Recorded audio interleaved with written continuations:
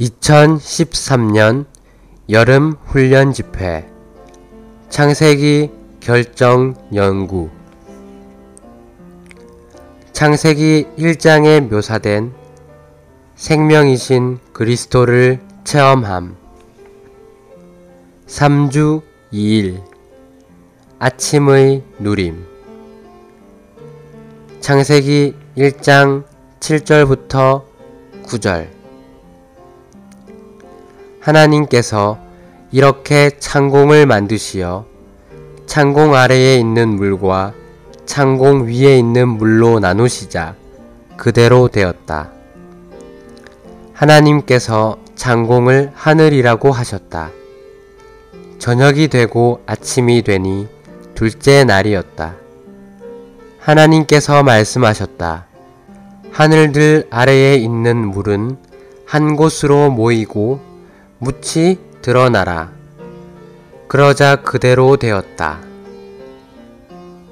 물 한가운데에 창공이 만들어져서 물과 물이 나누어진 것은 영적으로 십자가의 일을 통하여 하늘에 속한 것과 땅에 속한 것을 분리시키는 것을 상징한다.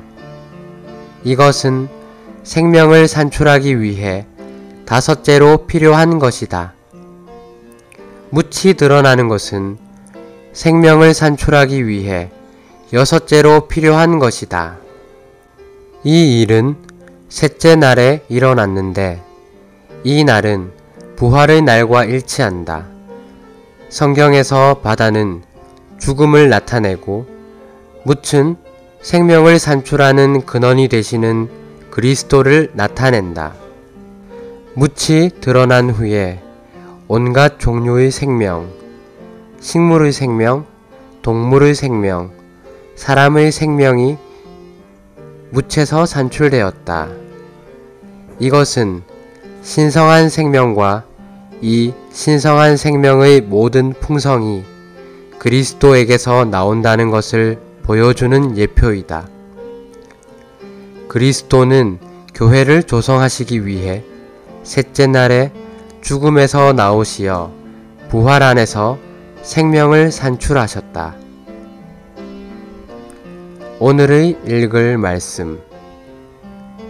빛을 어둠에서 나누는 것은 다소 객관적이며 창공 위의 물과 창공 아래의 물을 나누는 것은 보다 주관적이다. 우리에게는 두 번째 나눔, 곧 하늘에 속한 것들과 땅에 속한 것들을 나누는 것이 필요하다. 창공 아래의 물은 땅에 속한 것들을 대표하며 창공 위의 물은 하늘에 속한 것들을 대표한다. 어떤 것들은 어둡지는 않으나 하늘에 속한 것이 아니라 땅에 속한 것이다. 창공은 땅을 둘러싸고 있는 대기, 즉 공기이다. 공기가 없다면 땅 위에는 그 어떤 생명도 산출될 수 없다. 달 주위에는 창공이 없기 때문에 달에는 생명이 없다. 하나님은 땅이 생명을 산출할 수 있도록 땅을 둘러싸는 창공을 창조하신 것이다. 구원받은 후 우리 속에는 빛이 있을 뿐 아니라 공기, 즉 창공이 있다. 무엇인가가 우리 속에 들어와 하늘에 속한 것들과 땅에 속한 것들을 분리시켰으며 하나님께서 기쁘게 받으실 위의 것들과 하나님께서 기쁘게 받으실 수 없는 아래의 것들을 분리시켰다. 이것이 무엇인가? 이것이 곧 십자가의 나누는 일이다. 구원을 받고 주님과 함께 동행할 때 우리는 십자가를 체험하게 된다. 이 십자가는 나누는 일을 한다. 십자가는 타고난 것들과 영적인 것들을 나누며 거룩한 것들과 속된 것들을 나누며 하늘에 속한 것들과 땅에 속한 것들을 나눈다. 히브리서 4장 12절은 살아있는 말씀이 우리의 혼과 영을 나눌 수 있음을 우리에게 말해준다. 내가 좋은 말을 하거나 좋은 일을 할 수 있지만 그러한 좋은 말이나 행동의 근원이 영에 있지 않고 혼에 있을 수 있다.